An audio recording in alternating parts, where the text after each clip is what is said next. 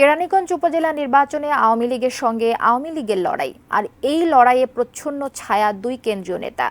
কে জয়ী হবেন সেটি যেমন প্রশ্ন, তেমনি কার প্রার্থী জয়ী হবেন সেদিকেও তাকিয়ে কেরানীগঞ্জবাসী। আমিনুল ইসলামের রিপোর্ট, ছবি তুলেছেন জাহিদ হোসেন। কেরানীগঞ্জে দেখতে মাগো উপজেলা দেখ, মাগো উপজেলা নির্বাচন দেখ। উপজেলা নির্বাচন নিয়ে সবার মনে এমন আমেজ না থাকলেও প্রার্থীদের চেষ্টার কমতি নেই ভোটারদের দৃষ্টি আকর্ষণে।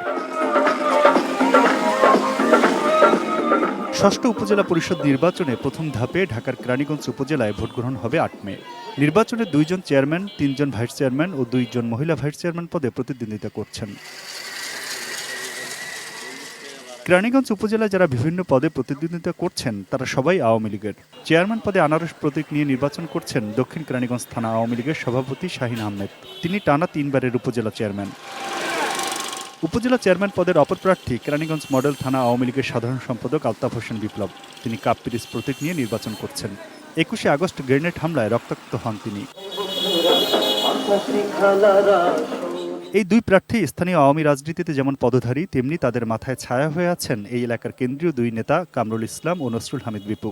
এই কেরানীগঞ্জের যে এমপি মাননীয় বিদ্যুৎ প্রতিমন্ত্রী জননেতা নসরুল হামিদ বিপু কেরানীগঞ্জের ৩ জন লোককে বেছে দিয়েছে। একজন শাহিন চেয়ারম্যান, একজন লিটন সাবেক ছাত্রলীগ সভাপতি, আরেকজনের ভাইস চেয়ারম্যান ঢাকা জেলার যুবলীগের আহ্বায়িকা। দেখা গেছে একটা নৌকার প্রতীকে পেলে আওয়ামী লীগে আরো যে কর্মীরা আছে তারা মন খারাপ করতো। এখন মাথাটা উঠিয়ে দেওয়াতে আমার মনে হয় ভালো হয়েছে, এবং জনগণ ভোটের মাধ্যমে জনগণই নির্বাচিত করবে তাদের আগামী দিনের চেয়ারম্যান। স্থানীয়দের কাছে প্রার্থী বাছাইয়ে নিজস্ব চিন্তা আছে, আবার এক দলের নেতাদের ভোট নিয়েও আক্ষেপ আছে। তো একই দলের, এটা তো বিরোধী দলের এখানে কোনো প্রার্থী নাই। নতুন করে ভোটার হয়েছি তো ভোট দিতে পারবো, এটাই অনেক কিছু। ডেভেলপ তো সেরকম কেরানীগঞ্জে যেরকম হওয়া উচিত ছিল সেরকম তো হয় নাই।